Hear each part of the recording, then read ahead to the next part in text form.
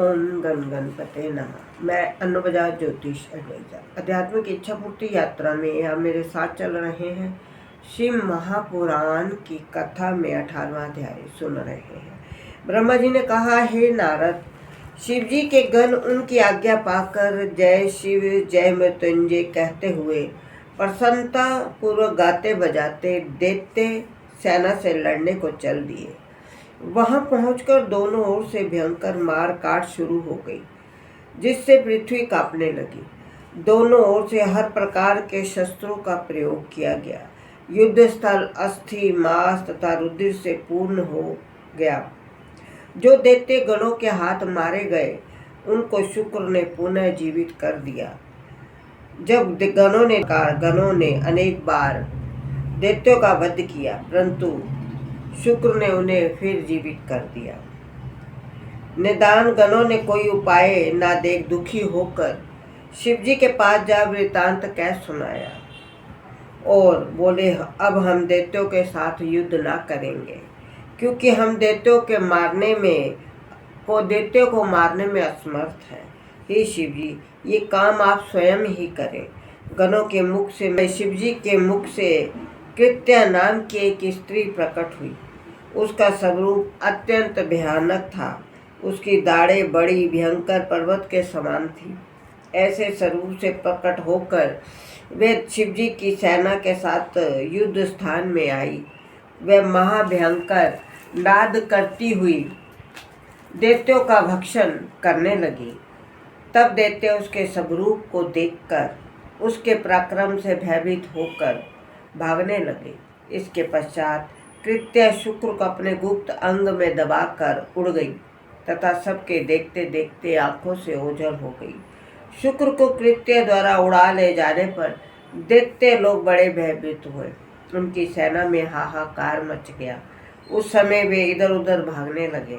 हे नारद, तब शिव जी के गण प्रसन्न होकर दैत्यों को चारों ओर से घेर कर सिंह के समान गर्जना करने लगे। दैत्य भागकर चारों ओर फैल गए। दैत्यों की ये दशा देखकर शुभ निशुम्भ कालनेमी तीनों सेनापति अत्यंत दृढ़ता के साथ गणों का सामना करने लगे। अंत में उन तीनों ने शिवजी के गणों को बहुत बुरी तरह से मारकर दुखी कर दिया, जिससे वे हार मानकर वहां से भाग चले। इतने में गणपति नंदी वीरभद्र आदि सब ने गणों को रोककर धैर्य देकर बुला लिया। फिर दोनों सेनाओं में युद्ध छिड़ गया। कालनेमी नंदी गणपति शुंभ और वीरभद्र निशुंभ परस्पर लड़ने लगे। वे सभी युद्ध भूमि में अपनी वीरता का प्रदर्शन करने लगे। वीरभद्र ने निशुंभ के हृदय में तीक्ष्ण बाण मारा, जिससे निशुंभ इतने में ही शुंभ ने उठकर वीरभद्र पर बड़े क्रोध से अपनी सांग का आक्रमण के शरीर पर 7 बाण मारे। उनके लगने से उनके रथ के पहिए घोड़े सारथी कट कट कर गिर गए। तब कालनेमी ने क्रोधित होकर नंदी के धनुष को काट दिया। उस समय नंदी ने धनुष फेंक कर त्रिशूल चलाया। उसके प्रहार से कालनेमी मूर्छित होकर पृथ्वी पर गिर पड़ा। जब उसे चेत हुआ, उसने नंदी को उठाकर पर्वत के ऊपर फेंक दिया। अब गणपति तथा शुंभ लड़ने लगे। तब गणपति मूषक पर चढ़े और शुंभ पर सवार हो गए। वे दोनों इतने लड़े कि कोई भी युद्ध से विमुख न हुआ। अंत में गणपति ने एक बाण शुंभ के हृदय में मारा तथा 3 बाणों से सारथी को पृथ्वी पर गिरा दिया। तब शुंभ ने क्रोधित होकर गणपति पर 60 बाण छोड़े। गणपति के मूषक वाहन का सिर धड़ से अलग कर दिया। तब वे बेवाहन पैदल ही युद्ध करने लगे। उन्होंने अपनी सांग उठाकर शुंभ के ऊपर चलाई। शुभ सांग के लड़ने से पृथ्वी पर गिर पड़ा। गणपति पुनः मूषक को जीवित कर उस पर सवार हुए। इस प्रकार गणपति विजय हुए। तब चारों ओर विजय के बाजे बजने लगे।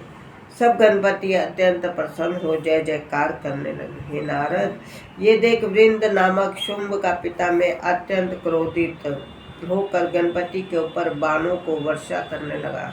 तब गणेश जी तुरंत दौड़कर वृंद के पास जा पहुंचे।